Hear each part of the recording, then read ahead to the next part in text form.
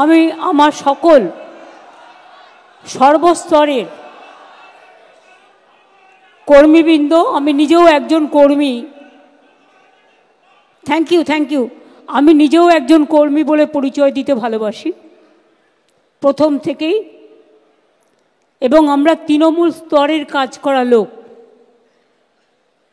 মাটিটাকে আমরা চিনি, আমরা মাটির লোক, তাই আমাদের নাম মা মাটি মানুষ। আমি যারা এখানে উপস্থিত হয়েছেন অনেক দূর দূর থেকে, জেলা থেকে, কষ্ট করে গ্রাম থেকে, তাদের যেমন ধন্যবাদ, কৃতজ্ঞতা, অভিনন্দন, সালাম, জহর জানাই, প্রণাম জানাই, সাথে সাথে যারা এখানে হয়তো জায়গার অভাবে উপস্থিত হতে পারেনি, ক্ষুদিরাম অনুশীলন কেন্দ্রেও অনেকে আছেন, বাইরেও অনেকে আছেন, বিভিন্ন জেলা স্তরে, ব্লক স্তরে সংবাদ মাধ্যমের কৃপায়, আনুকূল্যে, তাদের কাছেও যাদের আমি আসতে দিতে হয়তো জায়গা দিতে পারিনি, ক্ষমা চেয়ে নেব। কারণ এমন কোনো জায়গা নেই যেখানে মিটিং ডেকে সবাইকে একত্রিত করা যায়, সেটা একমাত্র বাইরে রেড রোডে সম্ভব, যেটা আমাদের 21শে জুলাই আপনারা দেখেছেন, স্রোত আসে এবং চলে যায়, যারা আসেন অর্ধেকের বেশি ঢুকতে পারেন না, কিন্তু আসেন, এটা কমিটমেন্ট, আমি দীর্ঘদিন ধরে দেখছি। সুতরাং বাইরে থেকে যারা শুনছেন, ভেতরেও যারা আছেন, তাদের সকলকে আমাদের হৃদয়ে সর্বভারতীয় তৃণমূল কংগ্রেসের পক্ষ থেকে, আমি পশ্চিমবাংলা অবশ্যই, আসাম থেকেও সুস্মিতা আছে, আমরা মেঘালয়েও অপোজিশন পলিটিক্যাল পার্টি, কেরালাতেও আমাদের ইউনিট খুলেছে, অন্যান্য জায়গাতেও আছে, আমিও তাদেরও সকলকে আমাদের প্রাণভরা অভিনন্দন জানাচ্ছি। আমি আজকের মিটিংয়ের শুরুতে 2024-এর ইলেকশনের পরে নানা ঝড়ঝঞ্ঝা গিয়েছে, পুজো উৎসব সব কিছুই গেছে, অনেকটা সময় পেরিয়ে গেছে, তাই সর্বস্তরের কর্মীদের নিয়ে মিটিং করার সুযোগ পেয়ে উঠিনি বিভিন্ন কারণে। কারণ উৎসবের দিনগুলোকে আমরা কখনো ডিস্টার্ব করি না। এখনও মাধ্যমিক পরীক্ষা শেষ হয়েছে, কিন্তু উচ্চ মাধ্যমিক শুরু হবে, আমাদের তাদের পাশে, ছাত্রছাত্রীদের পাশে থাকতে হবে এবং তাদের জন্য কাজ করতে হবে। এছাড়াও সিবিএসসি আছে, আইএসসি আছে, মাদ্রাসা আছে, আরও অনেক পরীক্ষা আছে, উচ্চ মাদ্রাসা আছে, সব কিছুই আছে, সব পরীক্ষাই। কাজেই এর মধ্যে সুযোগ করে মাত্র 2 দিনের নোটিশে এই মিটিংটা ঠিক করা হয়েছে। এবং শিবরাত্রির পরের দিন আমি জানি মেয়েরা অনেকে উপবাস করেন, ছেলেরাও করেন, তাদের অনেক অসুবিধাও হয়, কিন্তু তা সত্ত্বেও আমি নিজেও করি। সুতরাং আপনারা সবাই এসছেন, এর জন্য আপনাদের অনেককে অনেক অনেক ধন্যবাদ, অভিনন্দন। আমি 2024-এর নির্বাচনে বাংলার মা মাটি মানুষ যে রায় আমাদের দিয়েছেন, আমাদের 29 জন এমপিকে ইলেক্টেড করেছেন এবং 5টা সিটে আমাদের কারচুপি করে হারানো হয়েছে, নালে আমরা 34টা সিটি পেতাম। এবং আমাদের কিন্তু আজকে রাজ্যসভা এবং লোকসভা নিয়ে মনে রাখবেন আমাদের 42টা আসন আছে, এবং একমাত্র দল তৃণমূল কংগ্রেস যাদের লোকসভায় নির্বাচিত সাংসদ মেয়েদের সংখ্যা হচ্ছে 39%, যেটা আর কোথাও নেই। ইলেকশনের আগে 33% ফর রিজার্ভেশন অনেকে বলেন, কিন্তু কার্যক্ষেত্রে দেন না, কিন্তু আমরা দিই। তার কারণ আমরা দিই মানে হারা সিটে দিই না, আমরা দিই যেখানে সে জিততে পারে এবং জেতার জন্য কাজটা করা হয়। আমি বলতে পারি আমার লোকসভা এবং রাজ্যসভা বাংলার রয়্যাল বেঙ্গল টাইগারের মতো তারা লড়াই করে।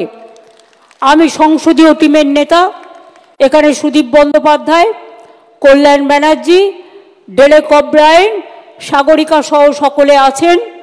আমি সকলকে বলবো আপনাদের অনেক অনেক ধন্যবাদ। আমাদের বিধানসভা আমি নিজে আছি, কিন্তু বিশ্বাস করুন বিধানসভায় আমার সব কাজটাই আমার পরিষদীয় দল করে।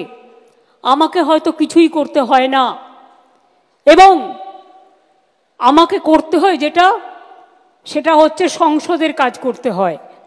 তার কারণ দলের কি স্ট্যান্ড, এক একটা বিল আসবে, কোন বিলটায় আমাদের কি ওপিনিয়ন, এটা কিন্তু খুব বড় matter, it's a big matter. সেক্ষেত্রে তারা কিন্তু অলওয়েজ আমার সাথে কনসাল্ট করে। আমার মনে আছে আমি যখন এমপি ছিলাম আমার কাছে একটাও ইনফরমেশান থাকতো না, কারণ আমি তো এমপি ছিলাম কখনো একা। আবার 2004-এ সবাইকে জোর করে হারিয়ে দেওয়া হলো, 39% ভোট আমরা পেয়েছিলাম, কিন্তু সিট পেয়েছিলাম মাত্র একটা। তার কারণ তৃণমূল কংগ্রেস ক্ষমতায় আসতো 2001 সালেই। যদি তখন আমরা যখন কংগ্রেসে ছিলাম, তখন আমাদের কংগ্রেসের সাথে সিট অ্যাডজাস্টমেন্ট হয়েছিল, তখন যদি তারা একটা পক্ষ বিট্রে না করতো তাহলে 2001-এই বামফ্রন্ট সরকারের পরিবর্তন হয়ে যেত।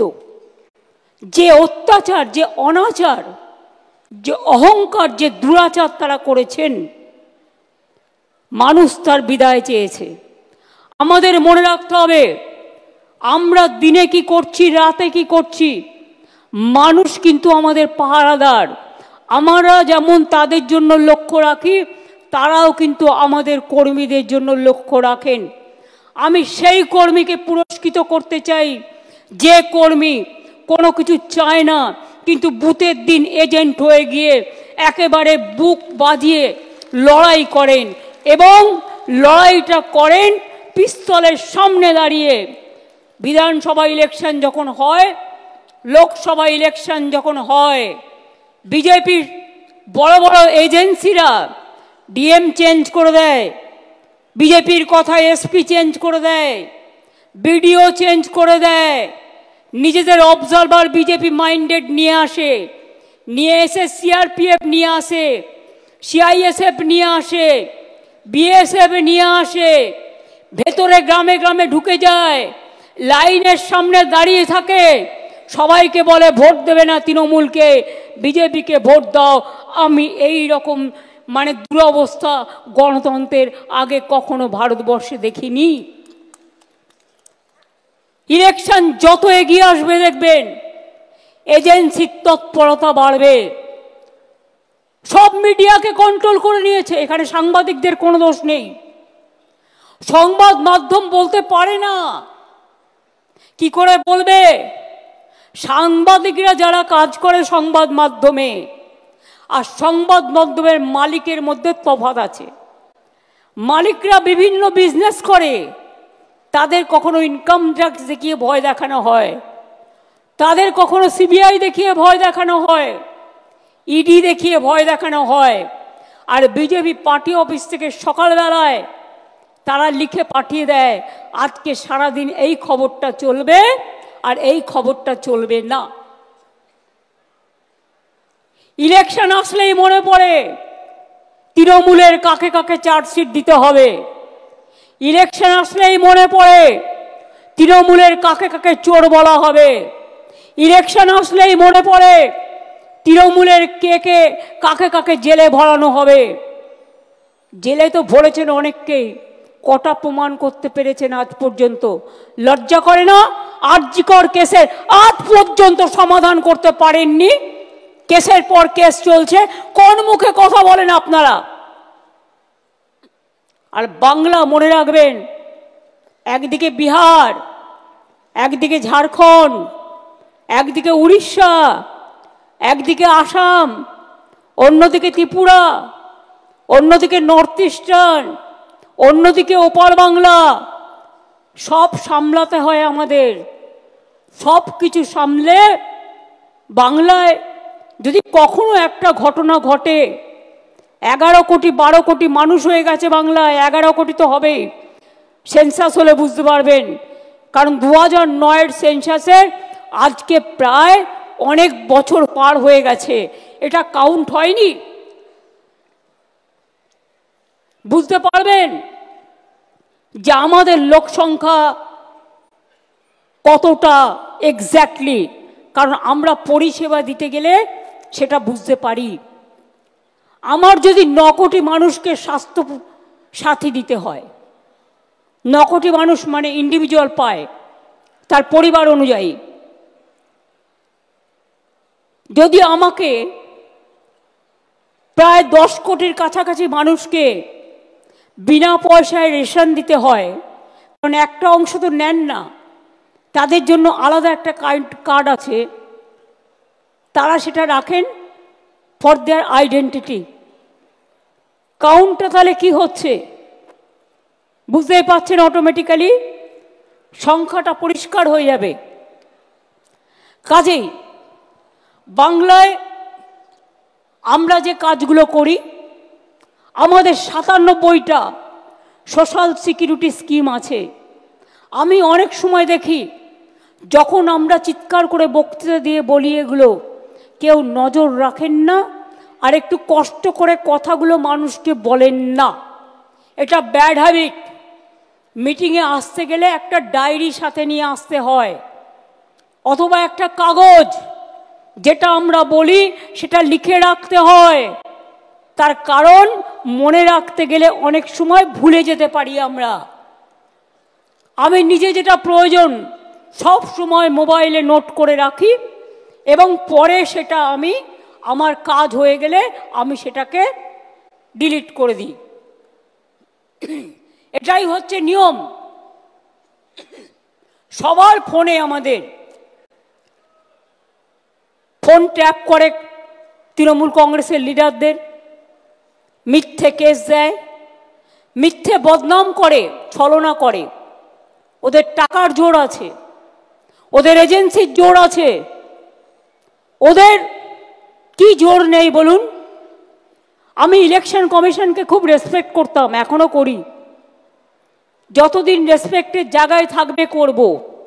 কিন্তু আপনারা কি জানেন সদ্য ইলেকশন কমিশনার হয়েছেন কে? আমি শুধু পরিচয়টা দিচ্ছি আপনাদের জানবার জন্য, জেনে রাখা উচিত। মাননীয় স্বরাষ্ট্রমন্ত্রীর যিনি মাননীয় সচিব ছিলেন ডিপার্টমেন্টের, কোঅপারেশন ডিপার্টমেন্টের, তার সেক্রেটারিকে করে দিয়েছেন, প্রিন্সিপাল সেক্রেটারিকে, মানে তিনি ডিপার্টমেন্টের সেক্রেটারিকে করে দিয়েছেন চিফ ইলেকশন কমিশনার।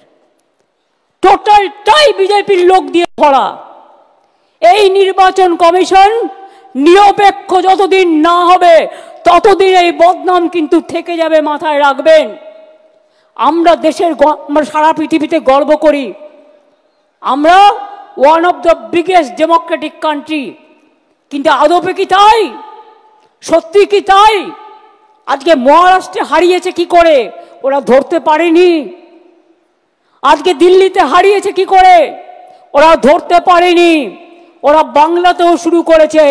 বাংলায় আমরা ধরব এবং যোগ্য জবাব দেব, মাথায় রাখবেন। এটা challenge, it's a challenge. Will you accept that challenge? পেছনে যারা আছেন, গ্যালারিতে যারা আছেন, চারিদিকে আমার বাঁদিকে ডান দিকে লড়বেন, জবাব দেবেন। মনে রাখবেন 2027 থেকে 29-এর মধ্যে বিজেপির ক্ষমতা শেষ। ওরা 2-3 বছর 4 বছর যা করার করবে, 2-3 বছরের বেশি আয়ু ওদের নেই। কাজে ওদের বিরুদ্ধে যা যা করার, বাংলাকে ওরা টার্গেট করেছে, তার কারণ অন্য কেউ লড়তে পারে না, বাংলা লড়তে পারে। বাংলা সর্বধর্মে বিশ্বাস করে, বাংলা রামকৃষ্ণের দেশ, বাংলা বিবেকানন্দের দেশ, বাংলা নজরুলের দেশ, বাংলা সুভাষচন্দ্রের, বাংলা বিবেকানন্দের, বাংলা বিদ্যাসাগরের, বাংলা রামমোহনের, বাংলা মাতঙ্গিনীর, বাংলা মনে রাখবেন কবিগুরু রবীন্দ্রনাথ ঠাকুর থেকে শুরু করে নজরুল থেকে শুরু করে সবার।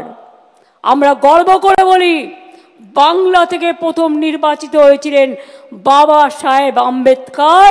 হি was elected from Bengal first. সংসদ যখন হয়েছিলেন, মনে রাখবেন, গর্ব করি, আমার গায়ে কাঁটা দিয়ে ওঠে এদের কথা শুনলে। আজকে তাই অভিষেক আপনাদের গুছিয়ে বলেছেন দলের কি করা উচিত, বক্সিদা বলেছেন।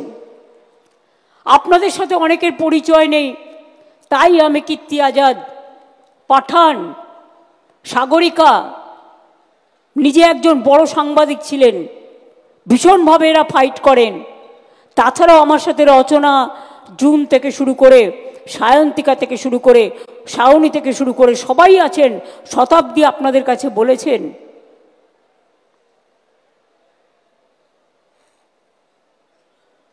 আমি যে কথাটা বলতে চাই,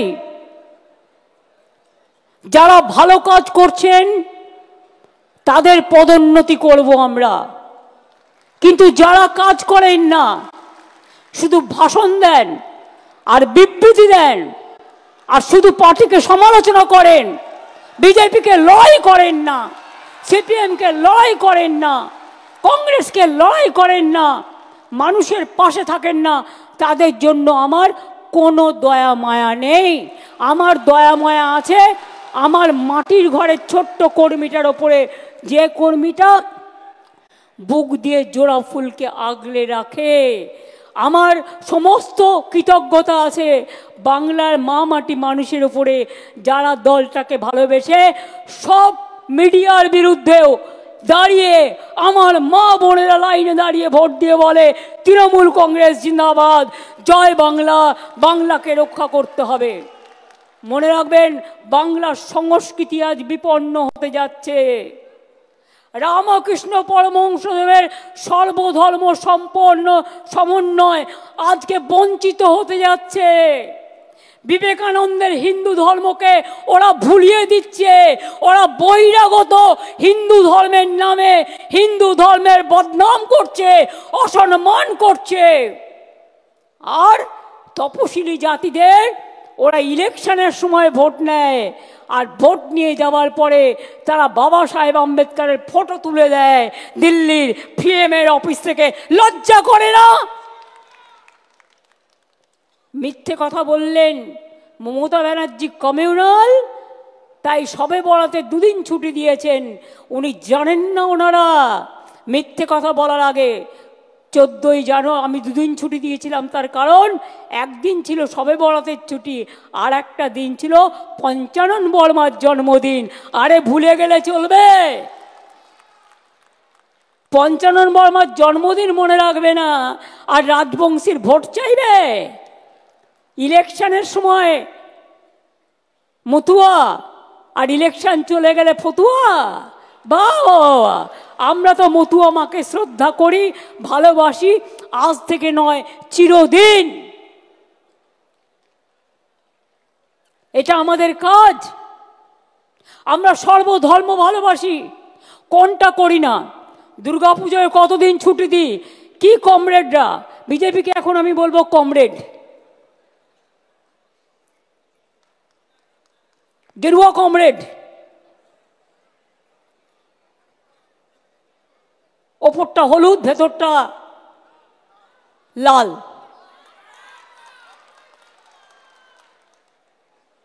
কি গেরুয়া কমরেড? কদিন ছুটি আপনাদের গভর্নমেন্ট দুর্গা পুজোয় দেয়, কালী পুজোয় দেয়, সরস্বতী পুজোয় দেয়, ঈদে দেয়, বড়দিনের ছুটিটাও বন্ধ। বড়দিনে ছুটি দেয় না। Jesus Christ no. আমরা ঈদে দুদিন দিই, বকরিদেও দুদিন, সবে বরাত একদিন, দুর্গা পুজোয় মিলিয়ে মিশিয়ে প্রায় 10 দিন 12 দিন থাকে। কই গৌরী কমরেড, একবারও তো জিজ্ঞেস করেন না? সরস্বতী পুজোয় 2 দিন থাকে, ছট পুজোয় 2 দিন ছুটি দিই। আপনি দিল্লি কদিন ছুটি দেন? छठ पूजा में भी हम 2 दिन छुट्टी देता है, आप कितना दिन देता है? বড় বড় ভাষণ। বিশ্বকর্মা পুজো হাফ ছুটি হয় সরকারি ক্যালেন্ডারে, কিন্তু স্কুলগুলো ছুটি থাকে। কোনো একটা অফিসার কালকে একটা বদমাইশি করেছিল, সে সাসপেন্ড হয়ে গেছে কর্পোরেশন থেকে, কোনো ছুটি উইথড্র করা হয়নি। মিথ্যে কথা, অ্যাবসলিউটলি রং। বিজেপির কিছু নেতা থেকে চুনোপুটি থেকে রুই কাতলা টাকায় চলে এজেন্সি দিয়ে। কেউ একটা নিউজ করছে, সেটাকে ইমপ্লিমেন্ট করছে কে? 50টা এজেন্সি কমসে কম বাংলায় পাঠিয়েছে। কেন? বদনাম করবার জন্য। প্রতিদিন সোশ্যাল নেটওয়ার্কে আমাদের মানে প্রায় ভেঙানো হচ্ছে, ভেঙচি কাটা হচ্ছে। ধরুন আমার গলা নয়, আর্টিফিশিয়াল ইন্টেলিজেন্স বেরিয়েছে এখন। ধরুন আমার একটা ওয়ার্ড বিকৃত করে অরিজিনাল ওয়ার্ডে ঢুকিয়ে দিল, আমার ছবি দিয়ে আপনাকে ফোন করলো, আমার ছবি, আমার কথা, ভয়েস আপনাকে শোনালো। আমি সবাইকে বলবো ক্রস চেক করে নিন ওটা অরিজিনালি আমার কথা কিনা, ওটা অরিজিনালি আমার কিনা। দিনকাল খুব সাংঘাতিক, আর এটার সুযোগ কিন্তু বিজেপি নিচ্ছে। আমার নামে কোনো ফোন গেলে আমার অফিসে জিজ্ঞেস করে নেবেন, আমাকে জিজ্ঞেস করে নেবেন ফোনটা আমি করেছিলাম কি না। কখনো আমার নাম ভাঙিয়ে, কখনো অভিষেকের নাম ভাঙিয়ে, কখনো বিমানদার নাম ভাঙিয়ে, কখনো সুদীপদার নাম ভাঙিয়ে, কখনো ডেরেকের নাম ভাঙিয়ে নানা রকম কথা রটনা করা হয়। সব রটনা কিন্তু ঘটনা নয়, এটা মাথায় রাখবেন। বিজেপির নতুন কাজ অপারেশন।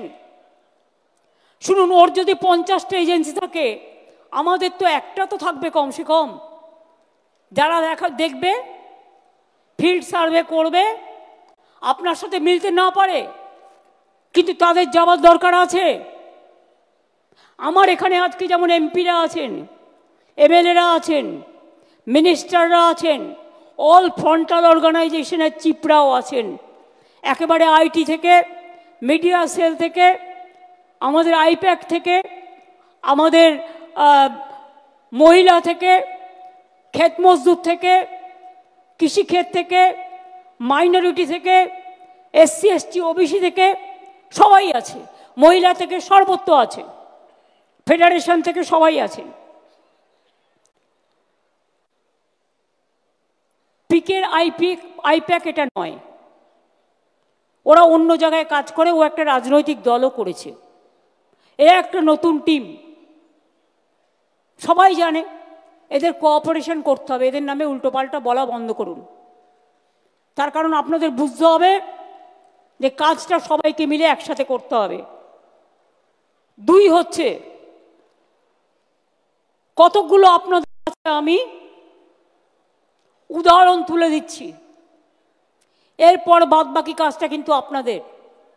ইলেকশনে যাবার আগে যুদ্ধকালীন কাজ যেটা করতে হবে, ভোটার লিস্ট ক্লিন করতে হবে। ভোটার লিস্ট ক্লিন করতে হবে, তা নাহলে ইলেকশন যাওয়ার কোনো প্রয়োজন থাকবে না। ভয় পাবেন না। যেখানে যেখানে অনলাইনে এসব করেছে, একটা এজেন্সিকে দিয়ে করানো হয়েছে, এবং সেই এজেন্সি